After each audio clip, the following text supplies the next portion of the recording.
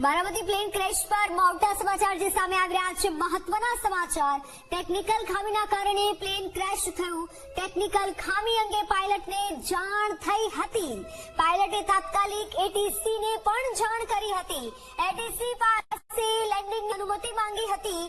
Landing સમયે અચાનક plane crash થઈ અને નીચે પડ્યું। લેન્ડિંગ સમયે અચાનક પ્લેન ક્રેશ થયું। પાયલટને આ ઘટનાની જાણ થઈ ગઈ હતી, તેથી એટીએસ પાસે લેન્ડિંગની અનુમતિ પણ માંગી હતી। લેન્ડિંગ સમયે અચાનક ક્રેશ થઈ અને વિમાન નીચે પડ્યું, પણ પાયલટને જાણ થઈ ગઈ હતી અને જેથી પાયલટે એટીસીની જાણ કરી અને લેન્ડિંગ કરવાની અનુમતિ માંગી હતી।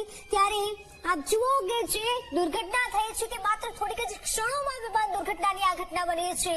સમગ્ર મહારાષ્ટ્રમાં અત્યારે શોકનો માહોલ છે। તમામ એનસીપીના કાર્યકરો અત્યારે હોસ્પિટલ ખાતે આવી પહોંચ્યા છે। દાદા દાદા કહી રહ્યા છે, કારણ કે તમામ લોકોનો જે પ્રેમ છે, ખૂબ લોકપ્રિય નેતા રહ્યા છે, આટલા વર્ષોથી તેઓ રાજનીતિમાં સક્રિય રીતે ભૂમિકા ભજવે છે, લોકોની મદદ કરી છે, અને ત્યારે એ નેતા જ્યારે નથી રહેતા ત્યારે લોકોમાં ખૂબ દુઃખ જોવા મળતું